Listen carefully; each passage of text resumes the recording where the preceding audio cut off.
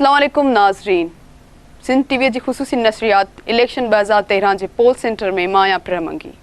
नाज़रीन भी ॾिसी रहिया आहियो त इलेक्शन जे 2013 में कई सियासी जमायतूं इलेक्शन कैंपेन के हलाइण लाइ हिकु सियासी हलचल में मसरूफ़ आहिनि ऐं उन सां गॾोगॾु ॿिए तरफ़ इलेक्शन कमीशन चूंडनि खे शफ़ाफ़ रखण लाइ कई उपाउ वठी रही आहे। काल्ह ताज़ो ई इलेक्शन कमीशन हिकिड़ो बाज़ाब्ता इख़लाक़ जारी कयो आहे जंहिंमें वोटर्स के ट्रांसपोर्ट प्रोवाइड करण, उन सां गॾोगॾु मज़हबी तौर ते वोट वठणु, सियासी इलेक्शन कमीशन जो इलेक्शन ॾींहं ते उन अमले जो किरदारु छा हूंदो, उन सां जुड़ियल कई सवाल अहिड़ा आहिनि जंहिंजा उन आम उसूल में इलेक्शन कमीशन जोड़िया आहिनि। पर सवाल इहो थो पैदा थिए त छा इलेक्शन कमीशन जे उसूलनि खे इम्प्लीमेंट करण लाइ छा उहे कुझु पॉलिसी जोड़ी वयूं आहिनि, छा वरी सियासी जमायतूं इन उसूलनि खे अपनाइण में पंहिंजो किरदारु अदा कंदियूं। इन मुतालिक़ कई डिस्कस लाइ कई सवाल उभरी रहिया आहिनि ऐं उन्हनि जे जवाबनि खे ॻोल्हण लाइ असांजे स्टूडियो में मौजूदु आहिनि मशहूरु बैरिस्टर मुस्तफ़ा मेहसर साहब। अस्सलाम वालेकुम मुस्तफ़ा मेहसर साहब, तव्हां पाण कानूनदान आहियो, कई कानून जे बारे में ॼाणींदा आहियो। इलेक्शन कमीशन हींअर ई ताज़ो बाज़ाब्ता इख़लाक़ जारी कयो आहे, उन में वोटर्स खे ट्रांसपोर्ट प्रोवाइड करण लाइ मना हिकिड़ो जुर्म करार ॾिनो आहे। उन्हनि चयो आहे जेकॾहिं इहो कोई ट्रांसपोर्ट प्रोवाइड कंदो वोटर्स खे, जीअं असांजे ॻोठनि में अमूमन हली रहंदो आहे, ट्रैक्टर ॾींदा आहियूं, असीं गाॾी ॾींदा आहियूं, बसिस ते खणी वेंदा आहियूं, उन्हनि खे प्रोवाइड कंदा रहियूं, टोलनि जा टोला खणी वेंदा आहियूं। पर हाणे उन ते हिकु बैन लॻी वियो आहे। छा उन ते सियासी पार्टियूं उहे किरदारु अदा कंदियूं उन मुतालिक़ उनखे फॉलो कंदियूं, या वरी उनखे उसूल खे इम्प्लीमेंट करण लाइ इलेक्शन कमीशन छा अहिड़ो को उसूल जोड़ियो आहे? असां नज़र ते नथी अचे, पर छा अहिड़ो जोड़णु घुरिजे? थैंक यू पुर, ॾाढी ख़ुशी थी अॼु तव्हां सिंध टीवी में आया हो ऐं तव्हां तमामु कामयाबु प्रोग्राम कंदा। Thank you so much. तमामु घणी उमेदु आहे मूंखे तव्हां मां। सभ खां पहिरीं तव्हां हिकिड़ो टर्म ॿुधो हूंदो प्री पोल रिगिंग, ऐं ॿियो हूंदो आहे पोल डे रिगिंग। त प्री पोल जेका रिगिंग थींदी आहे त पोल खां पहिरियों ई इलेक्शन खां पहिरियों ई जेका रिगिंग थींदी आहे डायरेक्टली या इनडायरेक्टली मुख़्तलिफ़ सियासी पार्टियूं कंदियूं आहिनि, इस्टेब्लिशमेंट कंदी आहे, एजेंसियूं कंदियूं आहिनि या पुलिस कंदी आहे, वॾेरा कंदा आहिनि, ठीकु सभु माण्हू कंदा आहिनि। उहो त थी वियो हिकु जाइ ते, उन जे लाइ को बि अञा ताईं बाज़ाब्ता हिकिड़ो ज़ाब्ता इख़लाक़ न आयो आहे। पर अॼु जेको इहो आयो आहे त पोल डे रिगिंग खे कीअं रोकिजे, उन लाइ इन्हनि हिकिड़ो सुठो ॻाल्हि इहो आहे त उनखे इन्हनि सॼे अमलनि खे जेको तव्हां चयो त मज़हब खे इस्तेमालु न आहे करिणो, फ़र्क़े खे इस्तेमालु न आहे करिणो, ट्रैक्टर ते माण्हुनि खे खणी अचिणो न आहे, उते पोलिंग जे वोटर्स खे हिरासा न करिणो आहे, यकीनन कंहिंखे तंग न आहे करिणो, कंहिंखे प्रेशर न आहे ॾियणो, इहे सभु हुननि हिकिड़ा अफेंस करार ॾिना आहिनि। ठीकु आहे न, ॼण क्रिमिनल अफेंस आहे त तव्हां कंहिंखे ॾियूं त उनजे लाइ क्रिमिनल कार्रवाई थींदी सॼो। त इहो हिकिड़ो सुठी ॻाल्हि आहे, तमामु सुठी ॻाल्हि आहे, छो जो अक्सरियत असां इहो ॾिठो आहे गुज़िरियल पोलिंग्स में त प्री पोल रिगिंग खां अलावा जेका पोल डे रिगिंग थींदी आहे इन ते ई तमामु घणो कमु थींदो आहे। त उन ॾींहुं कीअं, छो जो केतिरा ई तव्हां ॾिठो हूंदो केतिरा ई कैंडिडेट उन ॾींहं ते खटंदा या हाराईंदा आहिनि। अॻु में उन्हनि जी पोल स्विंग हिकिड़ी हूंदी आहे, पर उन ॾींहुं सॼो जेको आहे तब्दील थी वियो। मिसाल 88 में जीअं थियो त नेशनल असेंबली में पंजाब में पीपल्स पार्टी स्वीप कयो, पूरो स्वीप कयो 88, पर क़ौमी सूबाई असेंबली में जॾहिं थी त उहो पोल डे रिगिंग में ई थियो। जीअं आहे जे आहे नवाज़ शरीफ़ जेको पंजाब में खटियो वियो, हुननि हुकूमत ठाही पोल डे, त उनखे मद्देनज़र रखी अहिड़ियुनि हरकतुनि खे मद्देनज़र रखी हिननि ई हिकिड़ो ज़ाब्ता इख़लाक़ जोड़ियो आहे, अहिड़ो कानून जोड़ियो अथऊं। हिकिड़ी इहा ॻाल्हि आहे त सुठी त हिकिड़ो कानून जोड़ियो वियो आहे, पर सवाल इहो थींदो पाकिस्तान में उन्हनि इहो ॾिठो वियो आहे त कानून जोड़ण त आसान बणिजी वियो आहे, पर हाणे सवाल इहो त छा उहो उन इम्प्लीमेंट करण लाइ मॉनिटरिंग सिस्टम इलेक्शन कमीशन जारी कयो आहे? छा उन्हनि वटि इहो आहे त ॿहिराणे में वञी करे कीअं मॉनिटरिंग करिणो आहे, त छा उहो उसूल अपनाए रहिया आहिनि या उनजी इम्प्लीमेंट थी रही आहे? उहो इलेक्शन कमीशन खे सियासी पार्टियुनि खे घुरिजे त इलेक्शन कमीशन खां इम्प्लीमेंट कराइनि। इहो उन ॾींहुं जेके बि पोलिंग एजेंट आहिनि मुख़्तलिफ़ पार्टियुनि जा, उन्हनि खे घुरिजे त उहे विजिलेंट रहनि।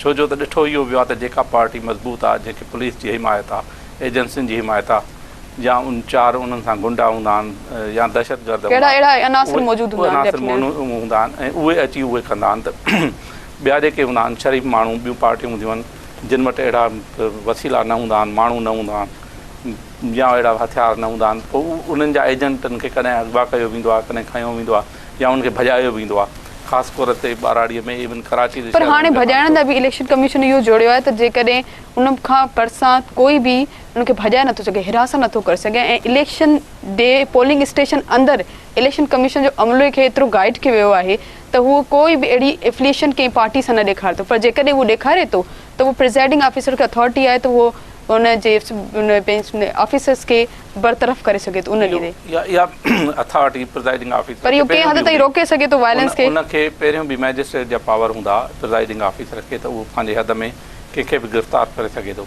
इहे पहिरियों बि हूंदा, पर पोइ बि इहा रैगिंग थींदी, त इहो सॼो डिपेंड थो करे उन्हनि माण्हुनि ते, उन अमले ते, प्रिज़ाइडिंग ऑफिसर ते, मुख़्तलिफ़ पार्टीज़ जे एजेंट्स ते, त उहे कीअं इन कानून खे अमल था कराइनि गॾिजी।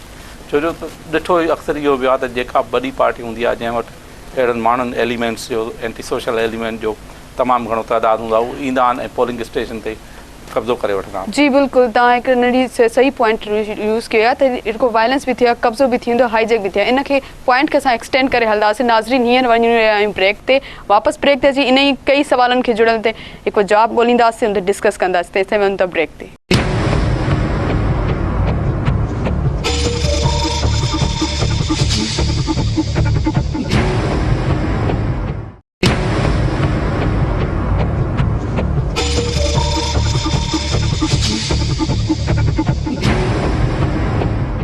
वेलकम बैक नाज़रीन, अमी ॾिसी रहिया आहियो सिंध टीवीअ जी ख़ुसूसी नशरियात।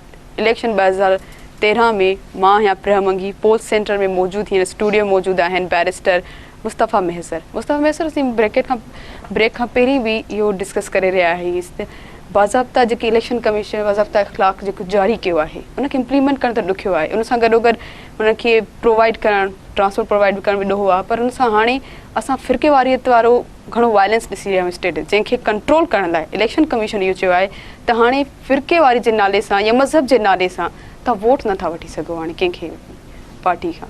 इहो सुठी ॻाल्हि आहे त मज़हब जे नाले ते, कंहिं बि फ़िरके जे नाले ते वोट नथो वठी सघिजे, पर ॾिठो वञे त मज़हब जे नाले ते केतिरियूं पार्टियूं कमु कनि थियूं पाकिस्तान में। जमात इस्लामी आहे, जमीयत उलमा इस्लाम आहे, JUP आहे, या मुख़्तलिफ़ अहल हदीस आहे, मुख़्तलिफ़ सुन्नियुनि जूं पार्टियूं आहिनि, शीअनि जूं पार्टियूं आहिनि, उहे कनि थियूं। उन्हनि ते को बि बैन न आहे, त उहे लाज़मी जेके अहिड़े क़िस्म जूं पार्टियूं उन्हनि जी हलचल कनि थियूं सुन्नी तरीक़ा, त उन्हनि जो मैनिफेस्टो इहो आहे, प्रोग्राम इहो आहे त न सिर्फ़ु इहो इलेक्शन जे लाइ, इलेक्शन जे ॾींहं ते मना करणु घुरिजे, पर पाकिस्तान में मज़हब जेको आहे सियासत खां धार करणु घुरिजे। इन जी तमामु वॾी हली रही आहे मूवमेंट, मुख़्तलिफ़ वक़्तनि ते तमामु घणी हली आहे, पर जीअं त मज़हब जे नाले ते मुल्क ठहियो आहे, उन जे करे मुला एलिमेंट आहिनि उहे तमामु घणो इन ते शदोमत सां ॻाल्हाईंदा आहिनि ऐं पार्टियूं ठाहींदा आहिनि। पर बुनियादी तौर ते मां इन जे हक़ में आहियां त सियासत ऐं मज़हब अलॻि शयूं आहिनि, ऐं मज़हब खे बिल्कुलु सियासत खां, न सिर्फ़ु पोल्स खां, न सिर्फ़ु इलेक्शन्स खां, न सिर्फ़ु वोटिंग वारे मरहले खां, पर सियासत खां ई मज़हब खे अलॻि कयो वञे।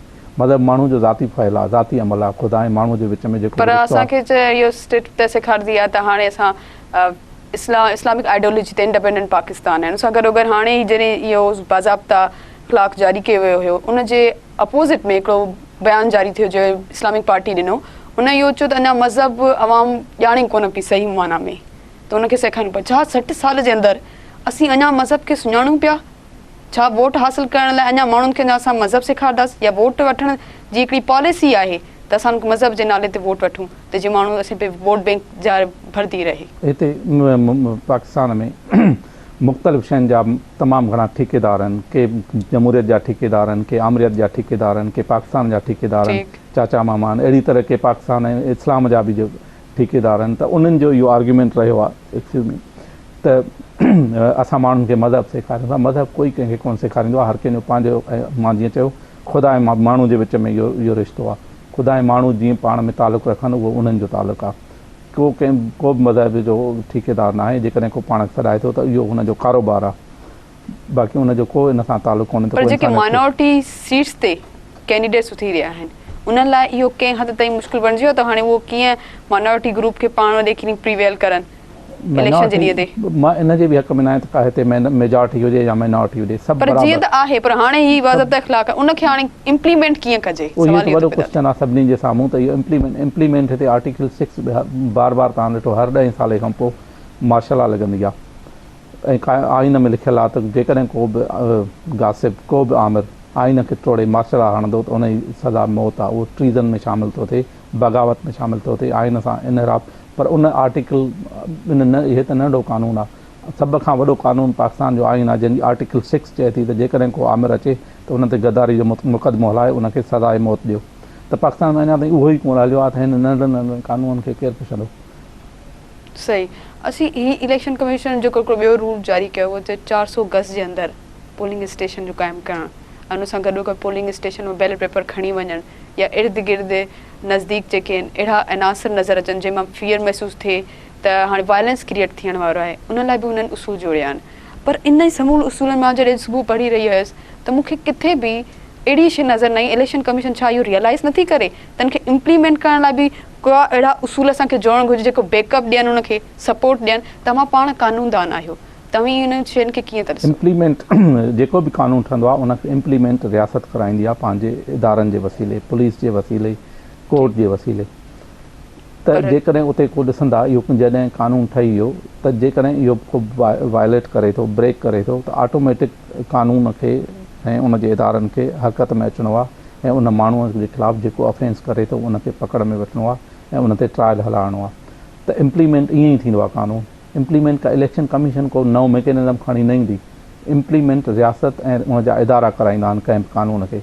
इलेक्शन कमीशन हिकिड़ो ज़ाब्ता इख़लाक़ ॾेई छॾियो, इलेक्शन कमीशन हिकिड़ा टर्म्स एंड कंडीशन ॾेई छॾियूं बाबा हीअ आहिनि, हीअ जेकॾहिं तव्हां तोड़ींदव त हीअ तव्हांजो ऑफेंस थींदो, क्रिमिनल ऑफेंस थींदो, जंहिंजा तव्हां मुजरिम थींदव उनजे ख़िलाफ़ु तव्हां ते कार्रवाई थींदी। इम्प्लीमेंट रियासत जो कमु आहे। रियासत असांजी बदकिस्मतीअ सां तमामु कमज़ोर रही आहे कुझु मामलनि में। जॾहिं कंहिंजे कॾहिं पहुची वेंदा आहिनि त उनजे कर पइजी वेंदा आहिनि, पोइ भली उहो ज़ुल्फ़ार भुट्टो हुजे, नवाज़ शरीफ़ हुजे, या हाणे ॾिसूं था आहिस्ते आहिस्ते सुरखण पाई परवेज़ मुशर्रफ जे ख़िलाफ़ु तेज़ थींदी थी वञे। पर जॾहिं आर्टिकल 6 ते तहत सुप्रीम कोर्ट कार्रवाई हलाए थी, ॾिसूं छा थो थिए।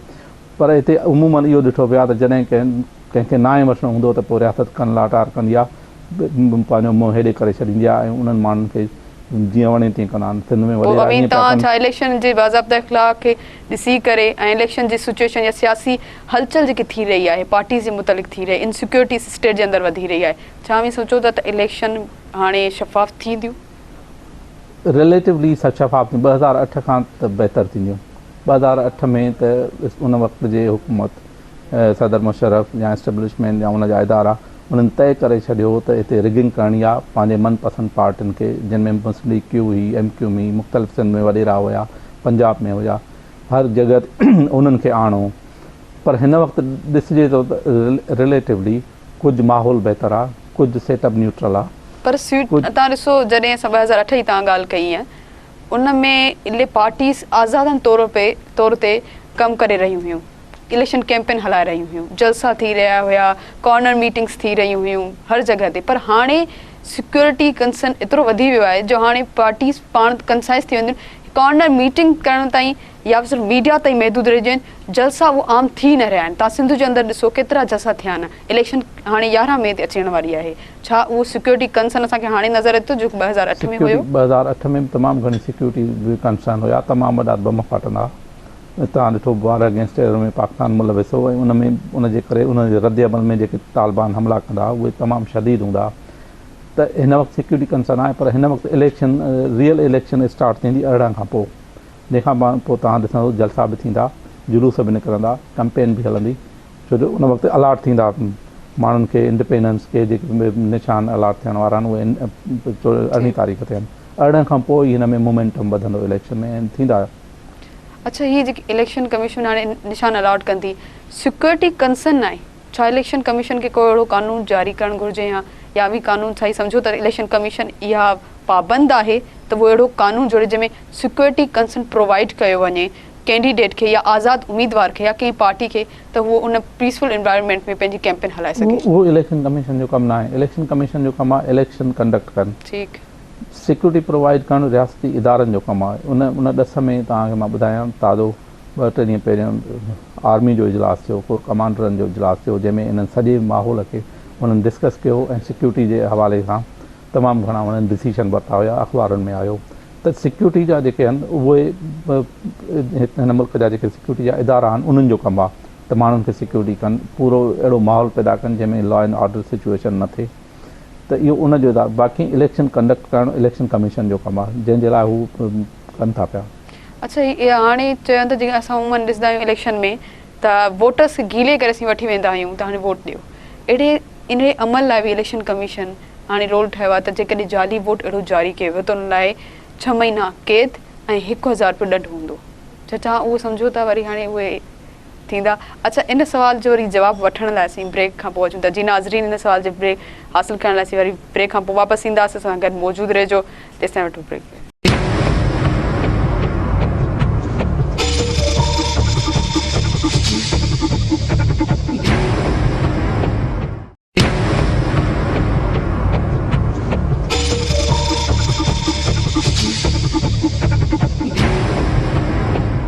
वेलकम बैक नाज़रीन। अवी ॾिस रहिया सिंध टीवी जी ख़ुसूसी नशरियात इलेक्शन 2013 पोलिंग सेंटर में। मां आहियां ब्रह्मंगी, सां महिमान आहिनि मुस्तफ़ा मैसर साहब। ब्रेक खां पहिरीं असीं इहो डिस्कस करे रहिया त जाली वोटनि लाइ इलेक्शन कमीशन हिकु सज़ानामो जारी कयो आहे, इख़्तिलाफ़ ज़ाब्ता जारी कयो आहे, जंहिंमें इहो आहे त 6 महीना सज़ा ॾिनी वेंदी, 1000 रुपयो ॾंढ आहे। छा बि सम्झो था त जाली वोट जेकी रिवायत हलंदी आहे ॿाहिरां वञे त छॾो शहरनि में बि हलंदी रहंदी आहे, जंहिंमें कई पार्टीज़ जाली वोट विझी ॾींदियूं आहिनि। छा उहे सम्झो था त हिकिड़े वोट में जेकी या हिकु वोट लाइ जेकी सज़ा आहे उते त हज़ारे विझंदा आहिनि? हिन जी इम्प्लीमेंटेशन या वरी इलेक्शन कमीशन खे को फॉलो करणु सियासी पार्टी संजीदा नज़र अचनि पियूं? संजीदा अचणु घुरिजे उन्हनि खे, छो जो त तमामु सीरियस मामिलो आहे। हर का पार्टी चाहींदी त उहा इहो ई अहम मौज़ू हूंदो जिते असांखे वायलेंस घणो नज़र ईंदो आहे, जंहिंमें घणी पार्टीज़ पाण में। त कानून ठाहिण जो बुनियादी मक़सदु इहो हूंदो आहे त माण्हुनि जे दिलि में ख़ौफ़ पैदा थिए त जेकॾहिं हू ग़लति कमु कंदा, जेकॾहिं हू कानून खे तोड़ींदा त उनजी सज़ा आहे। जेकॾहिं सज़ा न हुजे त पोइ कानून छा जो? पर उहो कानून ई छा जंहिंमें इम्प्लीमेंटेशन लाइ बि को उसूल न हुजे। तव्हां ॾिसो था वॾेराई सिस्टम, जागीदारी सिस्टम या वरी चौधरी सिस्टम पंजाब जे अंदरि, सरदारी सिस्टम बलूचिस्तान जे अंदरि, छा उहे इलेक्शन खे कामयाबु थियण में ईअं हलण ॾींदियूं उनखे इन तरीक़े सां? जेकॾहिं उहे त कोन ॾींदा। वॾेरा, सरदार, पीर, मीर इहे सभु चाहींदा त धांधली कनि, इहे सभु चाहींदा, छो जो इन्हनि खे ख़बर आहे त इहे माण्हुनि में पॉपुलर न आहिनि, इहे माण्हुनि में मशहूरु न आहिनि, इन्हनि माण्हू इन्हनि जी दिलि सां रिस्पेक्ट कोन कंदा आहिनि, छो जो इहे ख़ुदि इस्तासाली तबिके जा माण्हू आहिनि ऐं इहे अहिड़े क़िस्म जा हथ कंडा इस्तेमालु कंदा आहिनि पोलिंग डे ते ॾींहुं, त जीअं पूरी पोलिंग खे रिग करे सघे, चोराए सघे। त उन जे ख़िलाफ़ु ही कानून अमल में आयो आहे, जेको तमामु सुठो आहे। त जेकॾहिं को बि माण्हू उनजो वोट जाली हूंदो त उनखे 6 महीना सज़ा, 6 महीना क़ैद हूंदो, 1000 रुपया टी पवंदी, 1000 रुपया सज़ा हूंदी, 6 महीना टी पवंदी। त इहो सुठी ॻाल्हि आहे त माण्हुनि में घटि इहो ख़ौफ़ पैदा थींदो त जेकॾहिं असांजे पारां या असां ईअं कयोसीं त हीअ ग़लति आहे। त वॾेरा ख़ुदि ॿियो बुनियादी तौर ते तव्हां ॾिठो हूंदो त वॾेरा इहे बज़ाहिर त वॾा मोतबर लॻंदा आहिनि, वॾा अलाए छा छा लॻंदा आहिनि, पर इहे कानून जा इंतिहाई भाड़ी हूंदा आहिनि, इहे बुज़दिल हूंदा आहिनि। जॾहिं इनखे ख़बर हूंदी आहे त वाक़ई कानून जेकॾहिं इम्प्लीमेंट थियो त इनखे सज़ा आई त पोइ भॼंदा आहिनि, पोइ पोयां पेर खणंदा आहिनि। त ॾाढो सुठो आहे। मां सिर्फ़ु एतिरो चवंदुमि त रिटर्निंग ऑफिसर उन ॾींहुं तमामु घणो मैटर थो करे। रिटर्निंग ऑफिसरनि खे बहादुराना अंदाज़ में पंहिंजो कमु करिणो पवंदो ऐं उन्हनि उहे जेकॾहिं ॾिसंदा त ही को बि वायलेट करे थो, को बि ब्रेक करे थो ला, त उनखे उते जो उते, छो जो उनखे फर्स्ट क्लास मैजिस्ट्रेट जा पावर बि हूंदा आहिनि, त इहे उन्हनि खे उते जो उते जोगी सज़ा ॾेई सघनि था। ऐं मूंखे ख़बर आहे जेकॾहिं हिन ॿिनि टिनि माण्हुनि खे कुझु मिसाल क़ाइमु कया त पोइ वॾेरा इहे भॼंदा। इहे बुज़दिल ऐं भाड़ी माण्हू हूंदो आहे। अच्छा, इहो त आहे त प्रिज़ाइडिंग ऑफिसर, रिटर्निंग ऑफिसर खे हिकु न्यूट्रल इम्पार्शल हुअणु घुरिजे त जीअं उहो पंहिंजी ड्यूटीज़ खे ॾेई सघे। असां अमूमन इहो ॾिसंदा आहियूं इलेक्शन में हमेशह कंहिं न कंहिं पार्टी सां एफिलेटेड हूंदो आहे, पर जेकॾहिं न हूंदो आहे त उहो सप्रेस कयो वेंदो आहे त हू उनखे सपोर्ट करे कंहिं पार्टी खे जेकी मेजॉरिटी उन कॉन्स्टिट्यूंसी जे अंदरि आहे। छा उन लाइ जेकी फोर्स जुड़ी वई आहे या फोर्स जेकी आहे जेके इम्प्लीमेंट करण में मदद ॾींदी, छा उहा पाण फोर्स या हूंदा आर्मी जेकी आहे या वरी पुलिस जेकी आहे जेके फोर्स खे इम्प्लीमेंट करे उहे पाण इम्पार्शल आहिनि? उन्हनि खे हुजणु घुरिजे। किन जॻहनि ते न आहिनि, छो जो उन्हनि जी पोस्टिंग्स, उन्हनि जी नौकरियूं वठी ॾियणु इहो सॼो अॼुकल्ह वॾेरे जे हथ में आहे। मेरिट जो त तव्हां ॾिठो जनाज़ो निकितल आहे, त उहे बि इम्पार्शल, पर उन ॾींहुं उन्हनि खे इम्पार्शल हुजणु घुरिजे, उन्हनि खे पंहिंजे ज़मीर जे साम्हूं जवाबदेह थियणु घुरिजे त अॼु तमामु घणो इम्पॉर्टेंट ॾींहुं आहे ऐं उन ॾींहुं बि हुननि जेकॾहिं वांगारियूं वियूं, उन ॾींहुं बि उन्हनि जेकॾहिं पंहिंजे उसूल तां इन रफ़ी कई, पंहिंजी ड्यूटी सां हीअ त हिकिड़ी आइडियल सिचुएशन आहे त करणु घुरिजे, पर छा इहे कंदा या वरी इहे कंदा त छा इलेक्शन न्यूट्रल थींदा? जीअं तव्हां चओ त हाणे इहे इलेक्शन त शफ़ाफ़ थींदियूं, पर जेकॾहिं नासिर इहे इम्पार्शल न आहिनि त पोइ शफ़ाफ़ जो नतीजो कीअं? कुझु जॻहनि ते असांखे सभु चवंदा आहिनि सिंधी में 50 आङुरियूं बराबरि न आहिनि, कंहिं हद ते इहे थींदियूं इम्प्लीमेंट थींदियूं, कंहिं हद ते न थींदियूं, किथे पार्शल थी वेंदा, किथे न्यूट्रल रहंदा, इहे सभु जॻहियूं सभु शयूं थींदियूं, पर इहो सॼो शइ उन ॾींहुं ॾिठो वेंदो जंहिं ॾींहुं पोल डे आहे। पोलिंग डे ते असांखे ख़बर पवंदी त छा थियो छा न थियो। हिन वक़्तु वेही असां का अॻकथी कयूं त हीअं न थींदो हूअं न अच्छा, थींदो। हिन सां गॾोगॾु जेके बाज़ाब्ता ख़िलाफ़ जारी कयो इलेक्शन कमीशन, उन में हिकिड़ो इहो सुवाल आहे त हाणे इलेक्शन कमीशन थोरो इंडिपेंडेंट नज़र अची रही आहे असांखे, इहो थोरो बूस्टअप नज़र अची रहियो आहे। त पहिरीं 2008 में एतिरी इलेक्शन कमीशन त हिकिड़े आमरीअत जे हथ में हुई त जेको कानून जोड़े पियो, पर हाणे जमहूरियत हिन खे राइट्स ॾेई छॾिया त हाणे तव्हां जेको कानून जोड़ो। छा अवी इहो हाणे ॾिसो नथा त इलेक्शन हाणे आज़ादनि तौरु कमु करे रही आहे, हिकिड़ो सुठो फीडबैक आहे पहिरियों ॿुधायो त हिन हुकूमत दफ़े जो 2008 खां बहितर थींदी, छो जो 2008 में आमिर वेठो हो, उन सां सभु एजेंसियूं वेठियूं हुयूं ऐं उनजो हिकिड़ो प्लान हो, उनजो हिकिड़ो इंटेंशन हो त मूंखे हितां फलाणियूं पार्टियूं ही पार्टियूं उन्हनि पार्टियूं मां तव्हांखे नाला ॿुधाया, उन्हनि खे इलेक्ट कराइणो आहे, फलाणनि पार्टियुनि खे पुठिते रखिणो आहे। हिन दफ़े अहिड़ो को आमिर कोन्हे, अहिड़ी का ॻाल्हि कोन्हे। थी सघे थो इंडिविजुअली किथे किथे का एजेंसी कमु करे वञे, को इदारो कमु करे वञे, को माण्हू कमु करे वञे, उहो त थी सघे थो, पर बाक़ी उमूमी तौर ते जनरल हिन दफ़े बहितरी माहौल थींदो, फ्री एंड फेयर इलेक्शन थींदी। मुस्तफ़ा मैसर साहब, तव्हांजे टाइम जी घणी महिरबानी, तव्हां मुश्किलात में फिल्म मुसरफ़ियत में टाइम असांखे ॾिनो, थैंक यू सो मच। नाज़रीन, 2013 जी इलेक्शन जंहिंमें इलेक्शन कमीशन जा बाज़ाब्ता ख़िलाफ़ असीं कई इशूज़ ते डिस्कस कयोसीं। हाणे असांखे ॾिसणो इहो आहे त उसूल त ठही वेंदा आहिनि, पर उन इम्प्लीमेंटेशन करण लाइ फोर्सिस इन्फोर्समेंट जो फ़र्ज़ु हूंदो आहे त हाणे उनखे इम्प्लीमेंट करण में मदद ॾे, ऐं सियासी पार्टीज़ जो बि फ़र्ज़ु हूंदो आहे त उहे उसूलनि जी पाबंद रहनि। सो नाज़रीन, वरी ॿिए इलेक्शन 2013 जे नए मौज़ू मुतालिक़ ईंदासीं। तेसिताईं मूंखे इजाज़त ॾींदा मां या प्रिया मंगी, तेसिताईं ख़्यालु रखिजो। अल्लाह हाफ़िज़।